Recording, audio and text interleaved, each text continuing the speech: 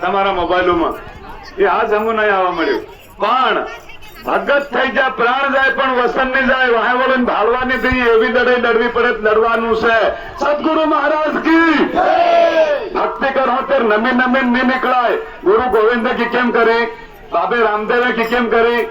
બાબા કૃષ્ણની હાથે 1200 ગુજો કીરવા હતા કે કેમ કરી ગયા કાળી નાગ હરકાન ગુરુ મહારાજ ને હાથે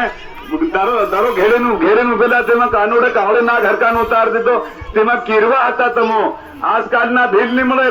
ભીલ ભૂમિ બની તેરનો છે ઋષિમુનિ ભોળાનાથના સંતાન ઋષિમુનિઓના સંતાન આ ગુરુ મહારાજના વસન ભર્યા પછી આપો